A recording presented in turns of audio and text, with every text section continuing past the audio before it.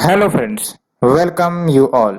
आज हम vision IAS के 31 अक्टूबर एंड 1 नवंबर वाले डेली करंट अफेयर्स डिस्कस करेंगे।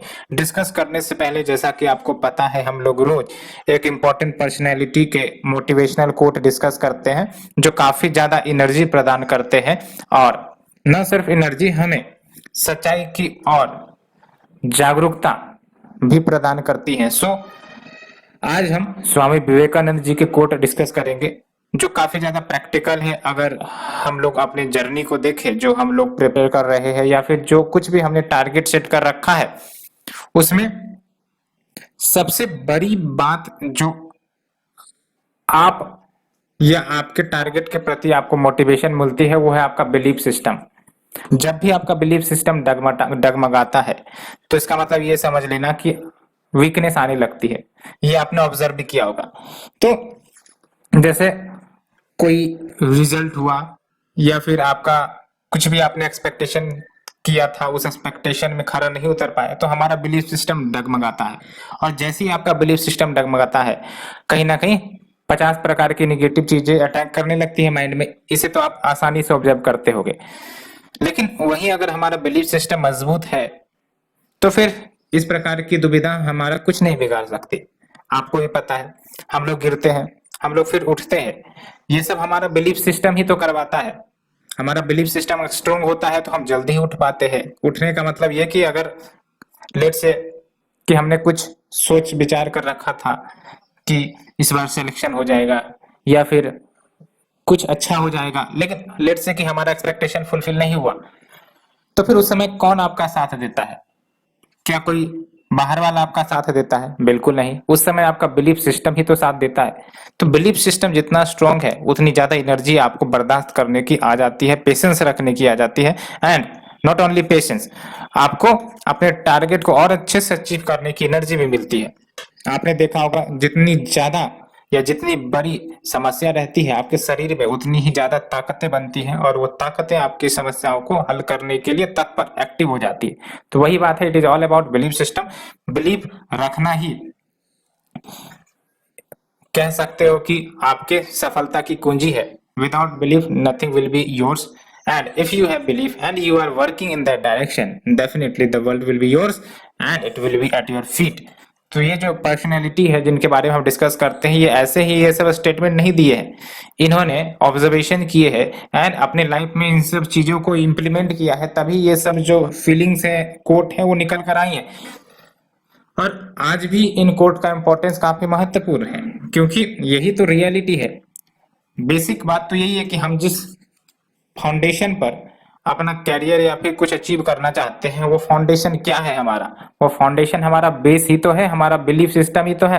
If the belief system is weak, how the foundation will be strong? आप हमें बताओ, है ना? So always believe in yourself, always believe that God is helping you at all the time. If there is challenges, means कि something better is going to happen within you. That's why these challenges are coming, because challenges are solution, not the problems. ये हमने भी आपको बताया है। ठीक है friends, so let's move to our article. The first one is informal sector shrank sharply in 2020-21। ये आपका एसबीआई का रिपोर्ट है। याद रखना है, यहाँ पर इनफॉर्मल सेक्टर की बात करी जा रही है, तो अच्छी न्यूज है। फॉर्मल सेक्टर की बात नहीं हो रही है, यहाँ पर इनफॉर्मल सेक्टर की बात कर रही है जो श्रैंक हुआ है। तो इसका मतलब क्या हुआ है? आपका फॉर्मलाइजेशन ऑफ इकोनॉमी हुआ है, और formalisation of economy is one of the topic in our syllabus which are covered under Indian economy and issues related to planning, mobilization of resources, growth, development and employment and inclusive growth and issues arising from it। ठीक है, तो यहाँ से आपका ये topic cover होगा। तो आप देख सकते हो, इंडिया की जो इनफॉर्मल इकोनॉमी है वो अब 15 से 20% हो चुकी है। लगभग 3 साल पहले की बात करें, यानी कि आप यहाँ देखो 2017-18 में ये जो हमारी इनफॉर्मल इकोनॉमी है 52.4% हुआ करती थी, लगभग 52% का हो। और देख लो 2020-21 में श्रंक होकर आपका 15 से 20% हो गई है। तो बढ़िया बात है। और इतना ही नहीं, जो एस्टिमेट है which is based on EPFO payroll data, उसमें ये दिख रहा है कि फाइनेंशियल ईयर 2018 से ही लगभग 36.6 लाख नए जॉब्स को फॉर्मलाइजेशन हुआ है, यानी कि ये सब जो नए जॉब्स हैं ये सब का फॉर्मलाइजेशन हुआ है। तो अगर जॉब्स का फॉर्मलाइजेशन होता है तो ये काफी ज्यादा पॉजिटिव इंडिकेशन है हमारी इकोनॉमी के लिए, जहां पर अब लोग जो है वो बेटर फीचर्स जैसे इंश्योरेंस पॉलिसी हो गई या फिर सिक्योरिटी हो गई वो सब इंजॉय कर सकेंगे। But what are the reasons for formalisation of economy? तो क्वेश्चन जो प्रीलिम्स में या फिर जनरली मेंस के लिए आपका बनेगा वो कारण पूछे जा सकते हैं कि आखिरकार जो फॉर्मलाइजेशन हो रही है इस डाटा से आपको दिख रहा है उसका कारण क्या है।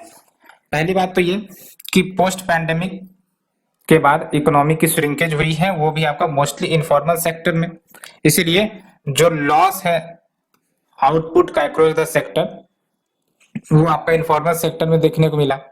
दूसरा कारण डिजिटाइजेशन ऑफ इकोनॉमी, यानी कि हमारी इकोनॉमी आपने भी देखा जब लॉकडाउन हुई एंड जब डिमोनेटाइजेशन हुआ तो उसके बाद आपका डिजिटाइजेशन को ज्यादा प्रमोट किया गया। And digitisation means what? Formalisation, because सारे ट्रांजैक्शंस आपके ट्रांसपेरेंट होंगे एंड वन टू वन होगा, तो definitely it promotes the formalisation of economy. तो दूसरा कारण आपका डिजिटाइजेशन ऑफ इकोनॉमी है because of the demonetisation. GIG economic emergence, GIG economic emergence यानी कि जो आपका फ्लिपकार्ट हो गया, अमेजन हो गया, उसमें जो वर्कर्स काम करते हैं वो आपके जिज वर्कर्स होते हैं। एंड अलोंग विथ जीएसटी का जब इंट्रोडक्शन हुआ तो वो भी आपका बहुत सारे जो आपके टैक्स पेयर्स है उन्होंने रजिस्ट्रेशन करवाया जीएसटी में एंड दैट्स व्हाई फॉर्मलाइजेशन हुआ। As well as rising the digital payments, these are the some factors which are responsible for the formalisation. And agriculture में आप देख लो जो किसान क्रेडिट कार्ड की सुविधा गवर्नमेंट ने लेकर आई थी उसके कारण भी आपका फॉर्मलाइजेशन हुआ। लगभग 4.6 लाख करोड़ रुपये तक का फॉर्मलाइजेशन आपको देखने को मिला। And rate of formalisation due to e Shram portal, and ये जो ई श्रम पोर्टल है बेसिकली जो वर्कर्स है उनका डाटाबेस होता है, खासकर जो अनऑर्गेनाइज्ड वर्कर्स है उनका डाटाबेस होता है, और ये आपका 15% या फिर कह सकते हो 6.4 लाख करोड़ रुपीज या फिर 3% of GDP in just 2 months। And अगर हम बात करें इनफॉर्मल सेक्टर के स्टेटस की तो इनफॉर्मल सेक्टर काफी ज्यादा अहम रोल निभाता है इंडियन इकोनॉमी में, तो इनका कुछ स्टेटस आपको पता होना चाहिए।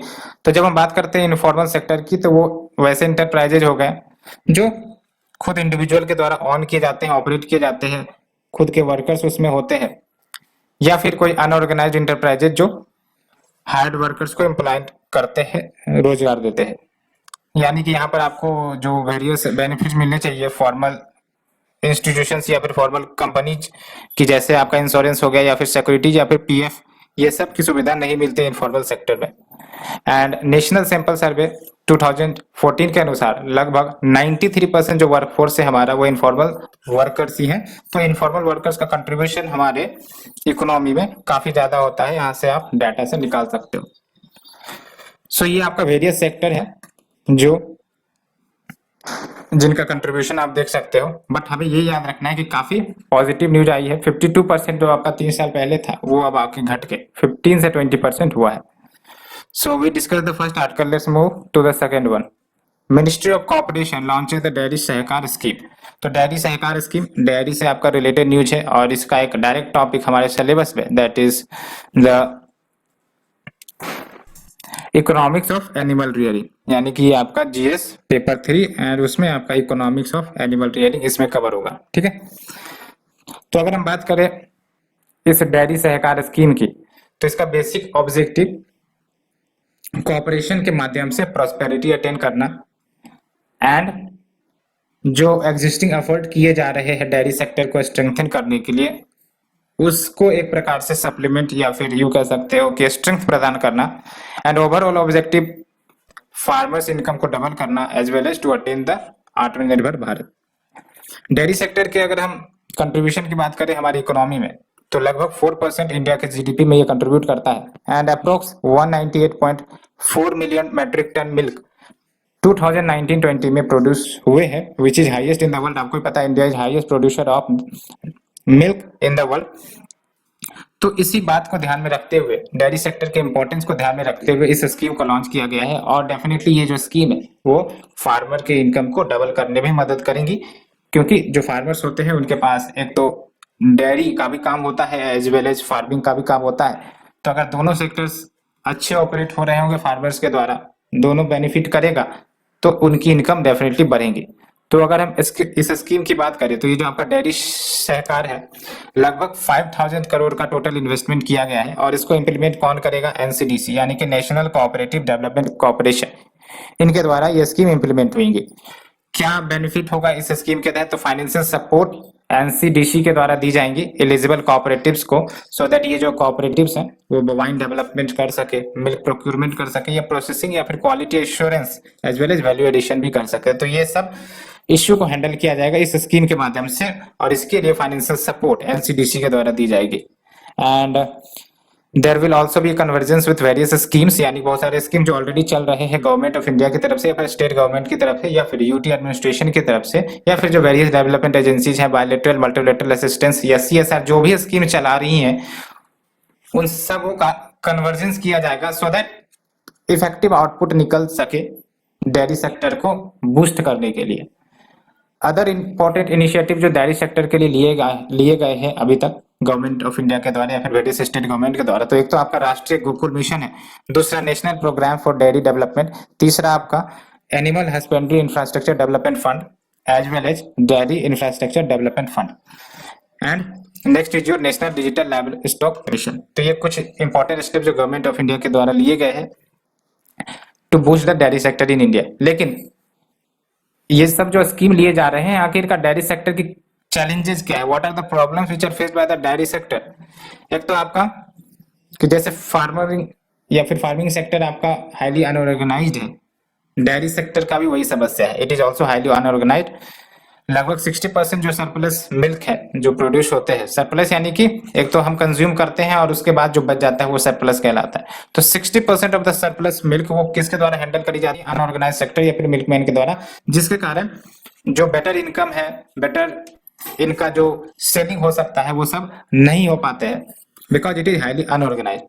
The next is your low productivity. Low productivity in the sense की जो आपके बोवाइंस हैं उनकी पोटेंशियल तो ज्यादा होती है, लेकिन because of the lack of nutrition and proper treatment and because of the disease इनकी प्रोडक्टिविटी कम होती है। तो आप देख सकते हो एवरेज मिल्क यील्ड जो एक काउ देता है आपका भारत में वो काफी ज्यादा कम है as compare to the US, and approx 1248 kg of milk per cow आप देख सकते हो एक साल में दिया जाता है as compare to 10,000 kg of milk per year. अगर हम यूएस की बात करें तो कितना ज्यादा प्रोडक्टिविटी का अंतर है, और यही प्रोडक्टिविटी भारत के बोवाइन में अगर आ जाए तो आप समझ सकते हो कि India also will help our farmers in doubling the farmers income as well as livelihood भी अच्छी होंगी उनकी। अन्य क्या इश्यूज है? टेक्नोलॉजी की कमी, high wastage and inconsistent quality and quantity. Quality का मेन इश्यू आपका आता है एक्सपोर्ट से रिलेटेड, क्योंकि अगर क्वालिटी बेटर नहीं है तो एक्सपोर्ट आपका इफेक्ट होता है। एंड क्वांटिटी की तो इश्यू है, अभी हमने देखा productivity is very low in India. So we discuss the concept 2. Let's move to our third article. Center to make fresh attempt for consensus on all India judicial services. तो all India judicial services फिर से news में आ गई है और फिर से जो जुडिशियरी है तो गवर्नमेंट है दोनों मिलकर टॉक्स कर रहे हैं कि किस प्रकार से जो हर्डल्स देखने को मिल रहे हैं to implement this all India judicial services, उस हर्डल्स को खत्म करके we should implement this all India judicial services.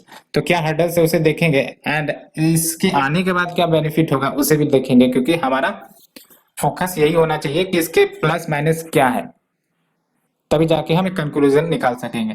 तो अगर हम सिलेबस की बात करें तो आप देख लो article number 3 GS paper 2 structure organisation and functioning of the executive and the judiciary. तो यहाँ से आपका ये टॉपिक कवर होगा एंड लेट्स डिस्कस। तो बेसिकली गवर्नमेंट एंड जुडिशरी दोनों टॉक्स कर रहे हैं सो दैट जो आपका ऑल इंडिया जुडिशियल सर्विसेज है उसको जो लाने की बात चल रही है उसमें जो चैलेंजेस देखने को मिल रहे हैं इन सारे चैलेंजेस एंड हर्डल्स को आउट करके उसे इम्प्लीमेंट किया जाए। तो ये जो आपका all India judicial services create करने की बात है, पहली बार आपका 14th लॉ कमीशन रिपोर्ट 1958 में आया था, इन्होंने रिकमेंड करी थी, ठीक है। जैसे फॉर एग्जांपल आपका ऑल इंडिया सर्विसेज है जिसमें 3 सर्विसेज आते हैं, आईएएस, आईपीएस एंड आईएफओएस। उसी प्रकार से all India judicial services create करने की बात हो रही है, सो दैट आपका जो डिस्ट्रिक्ट जजेस हैं जो डिस्ट्रिक्ट में नियुक्त किए जाते हैं उसको सेंट्रल लेवल पर रिक्रूट किया जाए और उसको हर एक डिस्ट्रिक्ट में सिलेक्शन के माध्यम से उनको नियुक्त किया जाए। फिलहाल या फिर करंट स्टेटस की बात करें तो जो हमारा डिस्ट्रिक्ट जज है या फिर सबऑर्डिनेट जुडिशरी के जज हैं वो या फिर उनका एम्प्लॉयमेंट करता है हमारा स्टेट गवर्नमेंट। लेकिन इस सिस्टम के आने के बाद सेंट्रल या सेंट्रलाइज्ड एम्प्लॉयमेंट हो सकेगा। एक ऑल इंडिया लेवल पे एग्जाम होगा और उसके बाद उस एग्जाम के रिजल्ट के बाद उसका रिक्रूटमेंट किया जाएगा। तो फिलहाल आपका स्टेट गवर्नमेंट करती है ये। तो क्या बेनिफिट्स होंगी ऑल इंडिया जुडिशियल सर्विसेज की? तो पहली बात तो यह कि लगभग 5000 वैकेंसीज देखने को मिल रही है डिस्ट्रिक्ट एंड सब ऑर्डिनेट जुडिशरी में। तो वैकेंसीज की तो कमी होगी ना, बिकॉज वैकेंसीज का मतलब क्या, delay in justice, delay in delivery of justice and timely delivery of justice, ये नहीं हो पाती है। तो वैकेंसीज खत्म होने के बाद, वैकेंसीज फिलिंग अप होने के बाद ये जो चैलेंजेज है वो कम हो सकेंगे। साथ ही साथ quality of justice lower level पर उसमें भी इन्वेस्टमेंट आ सकेंगी and it will also reduce the appeals arising from the decisions and it will attract the best talent through transparent, efficient and method of recruitment, because एक centralized level पर आपका mechanism होगा to recruit the judges and definitely तो जो mechanism होगा वो आपका transparent होगा and efficient होगा। and कुछ issues भी हैं। तो क्या issues है? पहली बात तो ये कि अब ये जो आपका employment या recruitment किया जाएगा इस central डैशबोर्ड के माध्यम से, अभी फिलहाल आपका स्टेट गवर्नमेंट करती है। तो स्टेट गवर्नमेंट जब रिक्रूट करती है in consultation with governor, basically high court as well, तो लोकल लॉज, प्रैक्टिसेस, कस्टम, इन सब का भी ध्यान दिया जाता है। आपने देखा होगा जो आपके स्टेट टीसीएस एग्जाम निकलते हैं, सेम उसी प्रकार से ये जो आपके एम्प्लॉय किए जाते हैं, रिक्रूट किए जाते हैं जजेज को, वहां पर भी आपका लोकल लॉज, प्रैक्टिसेस, कस्टम्स का ध्यान दिया जाता है। तो सेंट्रलाइज लेवल पर हो जाने के बाद ये अकाउंट में नहीं लिया जाएगा। दूसरी इंपॉर्टेंट बात, ये आरोप लगता है कि अगर सारे एग्जामिनेशन को सेंट्रलाइज कर दिया जाए तो जो लेस प्रिविलेज बैकग्राउंड्स के जो एस्पिरेंट्स है वो नहीं आ पाएंगे, वो इंटर नहीं कर पाएंगे जुडिशियल सर्विसेज पे। फॉर एग्जांपल जैसे कोई स्टेट पीसीएस है तो वो स्टेट पीसीएस वहां के जो निवासी हैं, लेट्स से वुमेन है या फिर जो आपके एससी एसटी है, उनको रिजर्वेशन का प्रोविजन किया जाता है। तो ऐसे में अगर एक सेंट्रलाइज रिक्रूटमेंट चैनल बना दिया जाएगा तो जो लेस प्रिविलेज बैकग्राउंड्स के एस्पिरेंट है हो सकता है उनको इक्वल अपॉर्चुनिटी ना मिले to enter the judicial services. And next is your problem of language. Language का एक प्रॉब्लम है, यानी कि अब रिक्रूटमेंट तो कर दिया गया, अब लेट्स से कि एक स्टेट है उसको वहां पे भेजा गया, जज को भेजा गया, लेकिन अब वहां का लोकल लैंग्वेज नहीं जानते हैं। तो लोकल लैंग्वेज नहीं जानने के कारण होगा क्या, तो जो 1-to-1 इंटरेक्शन होगा, जजमेंट दिए जाएंगे, उसका मिस अप्रोप्रिएशन हो सकता है।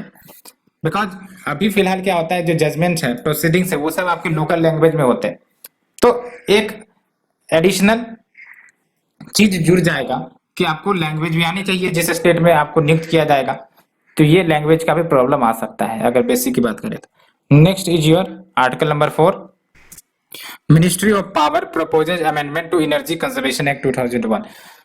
तो एनर्जी कंजर्वेशन एक्ट 2001 और इसमें प्रपोज्ड अमेंडमेंट क्या है और ये अमेंडमेंट क्यों लिए जा रहे हैं, क्यों डिसीजन लिया जा रहा है, उसके बारे में डिस्कस करेंगे। लेकिन सबसे पहली बात, लुक एट द सिलेबस। तो ये देख लो आप, infrastructure and issues related to energy, ठीक है। तो ये आपका जीएस पेपर 3 में कवर होगा। सो जो अमेंडमेंट प्रपोज किए गए हैं, इसका बेसिक ऑब्जेक्टिव कि जो रिन्यूएबल एनर्जी की डिमांड है उसको बढ़ाया जाए, उसको इनहेंस किया जाए at the end user sector. End user sectors यानी कि जो इंडस्ट्रीज हो गए, बिल्डिंग्स हो गए, ट्रांसपोर्ट हो गए, जो यूज करते हैं इन इलेक्ट्रिसिटी को, ये सब कहलाएंगे, ठीक है। तो यहाँ पर रेदर कि हम conventional source of energy promote करें, रिन्यूएबल एनर्जी का प्रमोशन, इनका डिमांड बढ़ाने के लिए डिसीजन लिया जा रहा है। तो क्या की अमेंडमेंट प्रपोज की गए हैं, तो देख लो, जो minimum share of renewable energy overall consumption में होगा इंडस्ट्रियल यूनिट्स के द्वारा या फिर कोई अनएस्टेब्लिशमेंट यानी कि अदर इंडस्ट्रियल यूनिट, तो उसका minimum share of renewable energy क्या होना चाहिए ओवरऑल कंजम्पशन में, यानी कि लेट्स से कि एक इंडस्ट्री है उसका 100% कंजम्पशन होता है इलेक्ट्रिसिटी का, तो मिनिमम कंजम्पशन क्या हो रिन्यूएबल एनर्जी से और कन्वेंशनल एनर्जी से। कन्वेंशनल एनर्जी यानी कि जो आपके कोल हो गया या फिर आपके कन्वेंशनल सोर्सेज से जो आते हैं वो आ जाते हैं, ठीक है। तो मिनिमम शेयर डिफाइन किया जाएगा रिन्यूएबल एनर्जी का इन द ओवरऑल कंजम्पशन, पहली बात तो ये। दूसरी इंपॉर्टेंट बात, यहाँ पर आप डाटा देख लो, 41.16% इंडिया की जो टोटल इलेक्ट्रिसिटी डिमांड है वो आपका इंडस्ट्रियल सेक्टर से आती है। तो इसका मतलब क्या है, वेटेज काफी ज्यादा है इंडस्ट्रियल सेक्टर का इलेक्ट्रिसिटी डिमांड में। तो अगर हम इनको कुछ चेंज करते हैं, रिन्यूएबल एनर्जी की तरफ प्रोत्साहन करते हैं, तो एक बहुत बड़ा इफेक्ट आ सकता है, बिगर लेवल पर आ सकता है रिन्यूएबल एनर्जी को प्रमोट करने के लिए। And along with clean energy के यूज को इंसेंटिवाइज किया जाएगा कार्बन सेविंग सर्टिफिकेट्स ऑफर करके as well as carbon credits offer करके, कि अगर आप क्लीन टेक्नोलॉजी का यूज करोगे, क्लीन एनर्जी का यूज करोगे तो आपको कार्बन क्रेडिट मिलेंगे, और ये कार्बन क्रेडिट बेसिकली आप बेचकर पैसे भी अर्न कर सकते हो। तो ये सब आपको फाइनेंशियल इंसेंटिव प्रोवाइड करने की बात करी गई है to help in adopting renewable energy. अब बात करते हैं इस अमेंडमेंट से क्या लाभ होगा। पहली बात तो development of carbon market in India. क्यों? बिकॉज आपको ही पता है कार्बन क्रेडिट्स अर्न किए जाएंगे कंपनी के द्वारा, तो इसको बेचेगा कहाँ पे, तो बेचे जाएंगे कार्बन मार्केट में जहां पर कार्बन क्रेडिट्स की ट्रेडिंग होगी। तो definitely it will facilitate the development of carbon market. Next is your prescribe the minimum consumption of renewable energy. ये तो अभी हमने बात किया है ना, तो ये मिनिमम कंजम्पशन रिक्वायरमेंट क्या होंगी रिन्यूएबल एनर्जी का, ये जब डिफाइन कर दिया जाएगा तो फिर ये रिन्यूएबल एनर्जी को प्रमोट करेगा। Next is your it will also help in reduction of fossil fuel based energy consumption.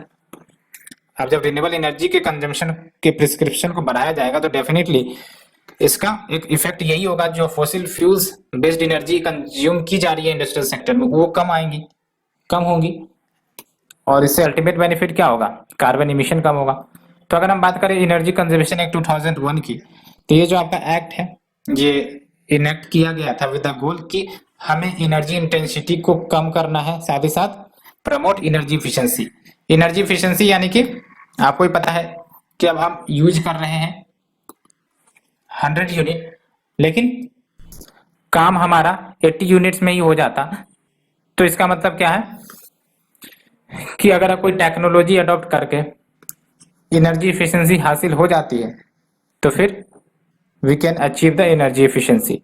And ये जो आपका एक्ट है ये रेगुलेटरी मैंडेट प्रोवाइड करता है किसके लिए, standards and levelling of equipment. Because अगर आपका जो इक्विपमेंट्स है, अप्लायंसेस है जो इलेक्ट्रिकल सेक्टर में यूज होते हैं, वो अगर अच्छे क्वालिटी है तो आप समझ सकते हो it will indirectly help in making energy efficient.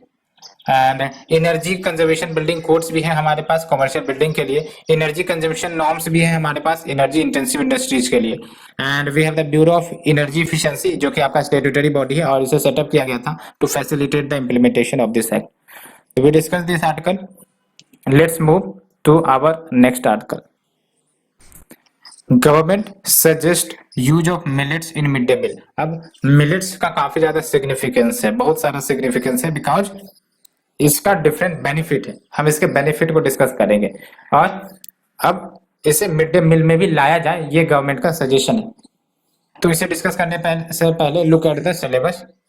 तो ये आप देख सकते हो major crops cropping pattern in various parts of the country. तो डेफिनेटली जीएस पेपर 3 में ये आपका कवर हो जाएगा।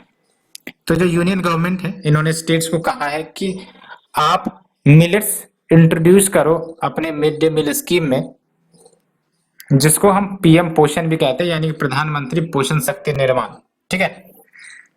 एंड पीएम पोषण के तहत सेंटर जो है वो सारे फूड ग्रेन्स एंड उसके ट्रांसपोर्टेशन के कॉस्ट को बेयर करते हैं, ये याद रखना है आपको, ठीक है। पीएम पोषण के तहत सेंट्रल गवर्नमेंट सारे जो कॉस्ट हैं फूड ग्रेन्स के या फिर उनके ट्रांसपोर्टेशन के उसको बेयर करती है। एंड जबकि जो मीनू है, मीनू यानी कि क्या ऑफर किए जाएंगे मिड डे मील में, इसको मीनू कहेंगे, वो स्टेट टू स्टेट वेरी करते हैं। कोई डिफरेंट स्टेट में डिफरेंट मेनू ऑफर किए जाते हैं, कोई डिफरेंट स्टेट में डिफरेंट मेनू ऑफर किए जाते हैं, बट लार्जली राइस जरूर होता है, व्हीट जरूर होता है। तो राइस एंड व्हीट पर ज्यादा फोकस किए जाते हैं, इसके बने प्रोडक्ट दिए जाते हैं मिड डे मील में।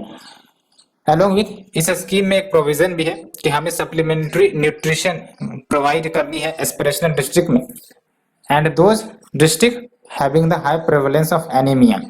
तो ये आपका अलग से एक प्रोविजन है इस स्कीम में।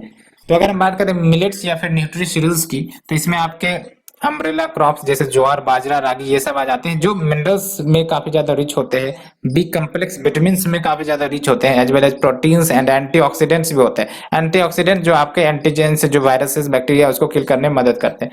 तो डेफिनेटली इतने सारे बेनिफिट होने के कारण ये आइडियल चॉइस बन सकता है अगर हमें न्यूट्रिशनल आउटकम बच्चों में इंप्रूव करना है, क्योंकि आपको पता है बार बार आप रिपोर्ट में पढ़ते होंगे न्यूट्रिशन की काफी ज्यादा कमी है। तो न्यूट्रिशन की काफी ज्यादा कमी है तो उसको डील करने के लिए अगर मिड डे मील वाले स्कीम में जिस पर बहुत सारे बच्चे डिपेंडेंट हैं तो न्यूट्रिशन की समस्या कम हो सकती है एंड उसके लिए मिलेट्स एक अच्छा रास्ता होगा।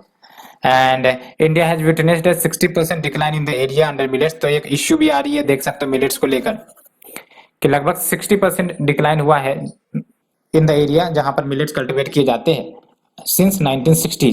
लेकिन जो प्रोडक्टिविटी है, when we talk about productivity यानी कि yield in kg per hectare, तो ये बढ़ा है because high yielding varieties of seeds, improved production technologies, that's why.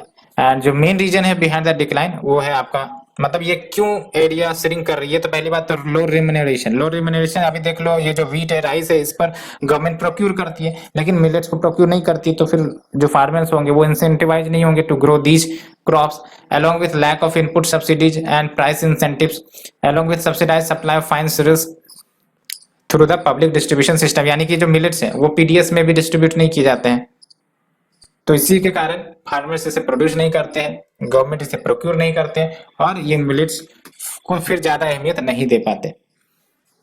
And एक और इम्पोर्टेंट बात, चेंज इन कंज्यूमर प्रेफरेंस। जैसे ही आपका कोई क्रॉप से रिलेटेड इश्यू आएगी तो ये टॉपिक याद रखना, चेंज इन कंज्यूमर प्रेफरेंसेस, क्योंकि यहाँ से आप एडिशनल पॉइंट निकाल कर लिख सकते हो। Let's move to the next article. Ministry of finance issued uniform bank staff norms for accountability. तो अकाउंटेबिलिटी को इंश्योर करने के लिए ये uniform bank staff norms issue करी गई है मिनिस्ट्री ऑफ फाइनेंस के द्वारा। तो ये सिलेबस में आपका कवर होगा, issues Indian economy and related to planning mobilisation of resources. हालांकि ये बैंक रिलेटेड इश्यू है तो आपका इंडियन इकोनॉमी का ही। तो ये जो नॉर्म्स है ये इश्यू करी गई हैं सो दैट जो स्टेट ऑन्ड बैंक है यानी कि जो आपके पब्लिक बैंक है उनको गाइड कर सके कि आप एक यूनिफॉर्म स्टाफ अकाउंटेबिलिटी फ्रेमवर्क तैयार करो एनपीए के लिए, एनपीए अकाउंट्स के लिए अप टू द 50 करोड़। ठीक है, यानी कि एक तो फ्रॉड केसेस होते ही होते हैं, लेकिन अगर एनपीए अकाउंट्स हैं अप टू द 50 करोड़ वाले तो उनके लिए भी आपका यूनिफॉर्म स्टाफ अकाउंटेबिलिटी फ्रेमवर्क लाया जाए। प्रेजेंट स्टेटस की बात करें तो जो डिफरेंट बैंक्स हैं वो डिफरेंट प्रोसीजर्स, अपने अपने प्रोसीजर फॉलो करते हैं स्टाफ अकाउंटेबिलिटी एक्सरसाइजेस कंडक्ट करने के लिए with respect to the NPA accounts and how to deal with that account. तो ये जो गाइडलाइन है जो अभी इश्यू करी गई है इसको इम्प्लीमेंट किया जाएगा from April 2022 for the accounts जो एनपीए हो जाने वाले हैं starting the next financial year. तो उनके लिए ये आपका फ्रेमवर्क काम करेगा कि कैसे डील करना है ऐसे अकाउंट्स के लिए। एंड ये जो स्टेप ली गई है basically at confronting the bankers in taking decision on credit sanction and साथ ही साथ to remove the fear of investigating agencies for commercial decisions जो बैड हो जाते हैं यानी बैड एनपीए में कन्वर्ट हो जाते हैं। तो ये जो बैंकर है उनको मदद करेगा कि वो क्रेडिट डिसीजन ले सके faster, as well as economy को भी सपोर्ट करेंगे। क्या की गाइडलाइन है? तो पहली बात तो ये कि बैंक्स जो है वो डिसाइड कर सकेंगे थ्रेशहोल्ड अमाउंट को और वो डिपेंड करेगा बिजनेस साइज के आधार पर, सो दैट स्टाफ अकाउंटेबिलिटी का जो एस्पेक्ट है उसको एग्जामिन की जा सके। पहले क्या था, स्टाफ अकाउंटेबिलिटी एक्सरसाइज वो कैरी आउट की जाती थी in respect of all accounts जो एनपीए कन्वर्ट हो जाते थे and bank will have to complete staff accountability exercise within 6 month. तो ये डेट भी ऐड किया गया है, within 6 month staff accountability exercise complete कर देनी है from the date of classification of the account as NPA. तो ये हमने डिस्कस किया all this 6 articles, hope you understood it. So friends आज के लिए इतना ही। Thank you friends, thank you very much.